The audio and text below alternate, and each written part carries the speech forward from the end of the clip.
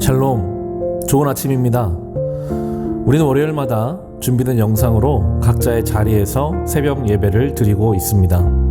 그리고 매주 월요일은 우리 교회가 동역하고 있는 선교지 그리고 목회 현장에서 선교사님들과 목사님들께 설교 말씀을 부탁드려서 설교 말씀을 함께 듣고 기도의 제목을 나누고 있습니다. 말씀의 은혜를 누리시고 기도의 제목으로 함께 기도하는 시간 되시기를 주님의 이름으로 축원합니다.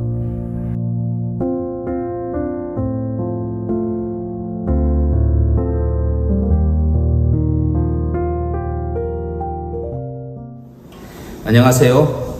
오늘 하나님께서 주신 말씀은 고린도후서 7장 5절에서 7절 말씀입니다. 제가 읽도록 하겠습니다. 우리가 마게도냐에 이르렀을 때에도 우리 육체가 편하지 못하였고 사방으로 환난을 당하며 밖으로는 다툼이요 안으로는 두려움이었노라. 그러나 낙심한 자들 위로하시는 하나님이 디도가 오므로 우리를 위로하셨으니 그가 온 것뿐 아니요 오직 그가 너희에게서 받은 그 위로로 위로하고 너희의 사모함과 애통함과 나를 위하여 열심 있는 것을 우리에게 보고함으로 나를 더욱 기쁘게 하였느니라. 아멘.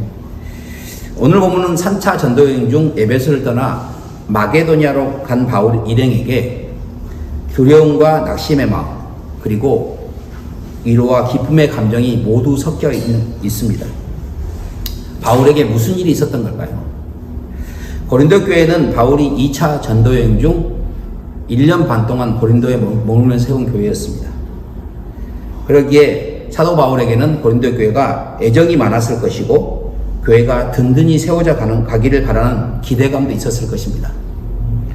그런데 3차 전도여행 중 바울이 에베소에 머물고 있을 때 고린도 교회 리더를 세웠던 아볼로가 에베소를 방문합니다. 아볼로는 고린도 교회에서의 사역에 대한 어려움을 못 견디고 바울에게 도망치듯 왔던 것입니다. 그리고는 곧바로 고린도 교회에서 보낸 3명의 대표단이 바울을 찾아옵니다. 그리고 고린도 교회에서 제기된 문제들을 바울에게 알려줍니다. 바울이 이 문제들에 대한 답장을 한 것이 고린도 전서입니다. 그러나 고린도 전서를 써서 보낸 후에도 여전히 고린도 교회 문제는 해결되지 못했고 그래서 바울이 직접 에베소에서 고린도 교회를 방문하기도 했지만 교회의 문제들이 해결되기는커녕 사람들은 바울을 면전에서 모욕을 주기까지 했습니다. 그만큼 당시 고린도 교회의 문제 해결이 쉽지 않았고 심각한 상태였습니다. 상처받은 바울은 고린도 교회 성도들에게 다시 오마 약속하고 에베소로 돌아오지만 결국 다시 고린도 교회를 방문하지 못하고 오늘날 전해지진 않지만 눈물로 쓴 편지를 써서 고린도 교회에 보냅니다. 고린도서 7장 8절에 보면 그러므로 내가 편지로 너희를 근심하게 한 것을 후회하였느니라고 말한 것으로 봐서 이 눈물로 쓴 편지 내용은 상당히 무섭게 고린도 교회 성도들을 책망했던 편지였던 것 같습니다. 이 편지를 디도에게 주어 전달하게 했습니다. 원래 바울의 계획은 에베소 사역을 마무리하고 디도와 드로아에서 만날 계획이었는데 예기치 않게 에베소에서 폭동이 일어나면서 예상보다 빨리 에베소를 떠나게 됩니다. 드로아를 지나 마게도냐로 가게 되고 그리고 마게도냐에서 디도를 만나게 됩니다. 이 모든 정황은 사도행전과 고린도 전후서에 나타나 있습니다. 그리고 오늘 6절에서 말하는 우리가 마게도냐에 이르렀을 때에도 우리 육체가 편하지 못하고 사방으로 환난을 당하여 밖으로는 다툼이요 안으로는 두려움이었나라고 고백하는 것으로 보아 디도를 만나기 직전까지 바울이 해결되지 않은 고린도 교회의 문제로 인해 얼마나 근심하고 마음 아파하고 있는지를 보여주고 있습니다. 바울은 교회에 대한 사랑은 늘 언제나 한결같은 마음이었습니다.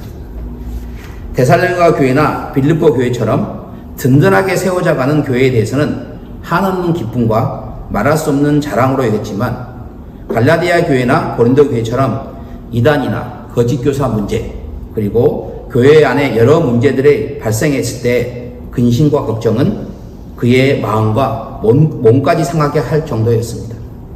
무엇보다 자신이 직접 가지 못하고 무섭게 쓴 편지를 디도에게 보낸 것도 바울의 마음을 더 아프게 했는지도 모르겠습니다. 이런 낙심한 바울을 위로하고 기쁘게 하는 일이 일어납니다. 마게도냐에서 그토록 기다렸던 디도를 만났다는 것입니다.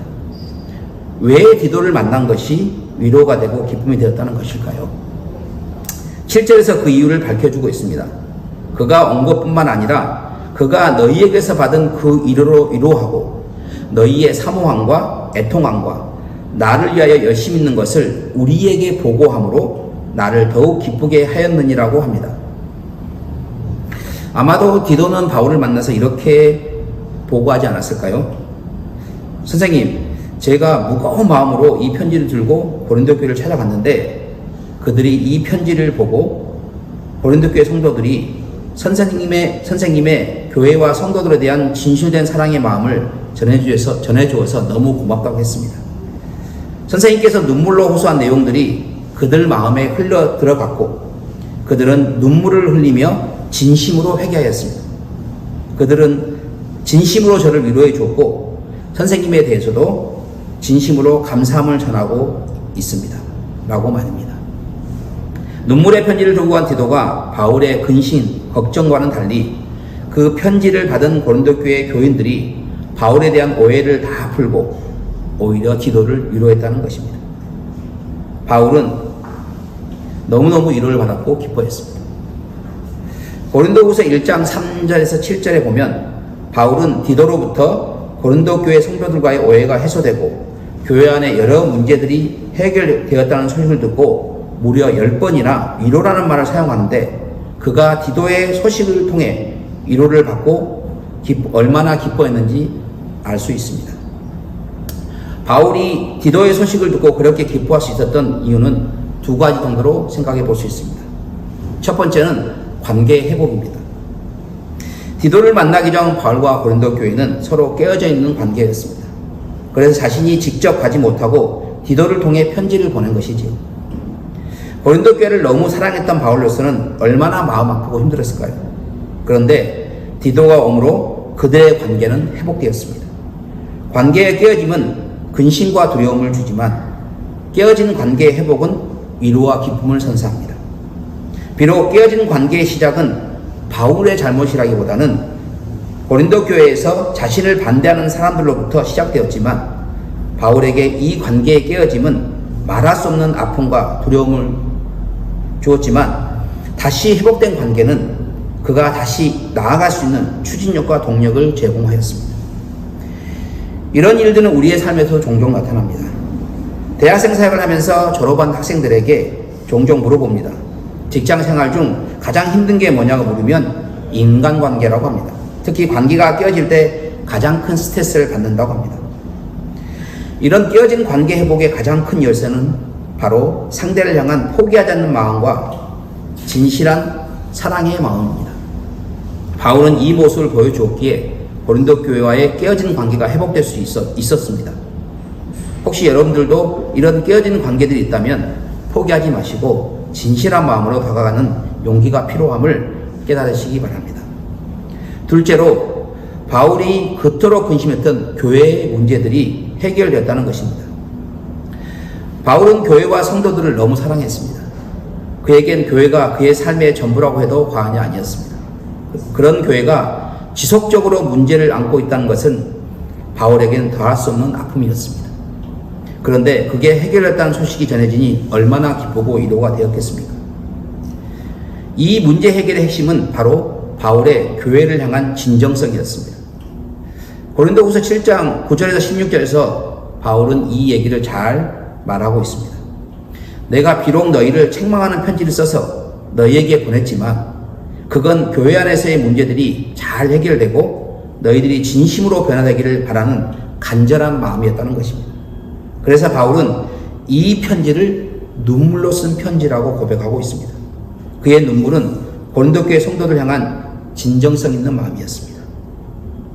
사도 바울은 고린도후서 1장에 썼듯이 이미 디도를 통해서 고린도 교회의 결과를 알고 있었지만 그럼에도 불구하고 7장에서 그들을 위하여 그가 그 소식을 알게 된 정황을 자세하게 이야기한 이유는 그가 받은 위로가 어떠한지를 다시 한번 상기시키는 것입니다.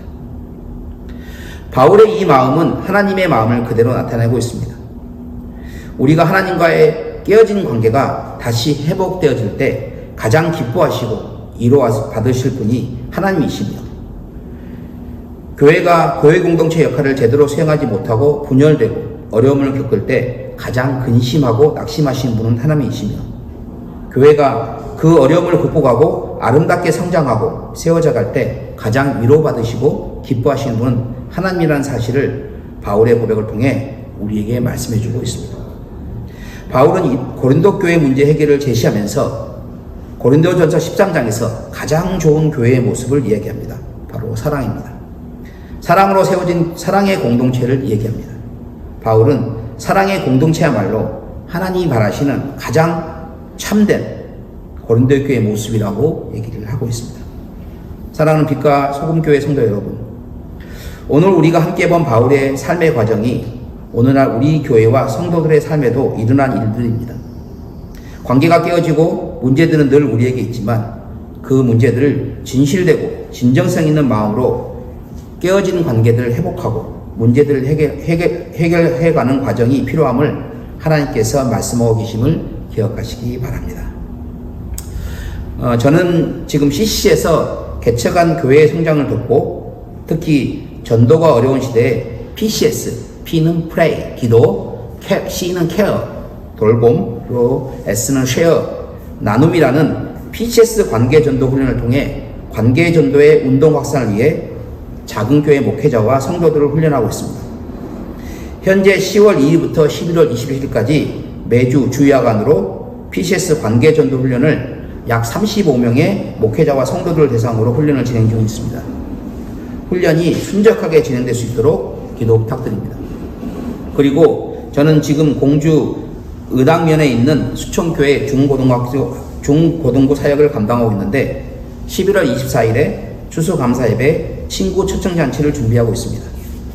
작년에 이 모임을 통해 10여 명의 새 친구가 초청되어 지금까지 2명이 꾸준히 예배에 참석하고 있는데 올해도 많은 새 친구들이 와서 예수님을 만나는 경험을 하고 교회에 접붙임될 수 있도록 기도 부탁드립니다. 마지막으로 고등학교 3학년부터 초등학교 3학년까지 5자녀들을 잘 양육할 수 있는 힘과 지혜를 주시기를 기도해 주시면 감사하겠습니다. 지난 5년간 아이들이 낯선 한국 생활에 잘 적응해 주었고 견디어 주어서 감사한데 가장 중요한 것은 하나님을 인격적으로 만나고 평생 하나님과 동행하는 삶을 살아가는 아이들이 되었으면 좋겠습니다. 늘 저희 가정과 사역에 함께 동행해 주셔서 감사하고 이 자리를 빌어 다시 한번 깊은 감사를 드립니다. 기도하고 마치겠습니다. 사랑하는 주님, 감사합니다. 귀한 시간을 허락하셔서 귀한 만남을 주시니 감사합니다. 오늘 주신 사도 바울의 고백의 말씀을 통해 우리가 하나님과의 관계는 깨어져 있지 않은지, 교회가 세상과 관계가 깨어져 잃어버린 영혼에 대한 하나님의 사명을 잊고 있지 않은지 다시 한번 깊이 묵상하며 우리의 관계들이 온전히 회복될 수 있도록 은혜를 베풀어 주시옵소서. 빛과 소금 교회와 성도님들이 온전히 주님의 영광을 위해 세상에서 빛과 소금의 역할을 온전히 감당하는 사랑의 공동체가 되게 하옵소서. 모든 영광을 주님께 올려드리며 살아계셔서 우리의 생명이 되어주신 예수님의 이름으로 기도드립니다. 아멘.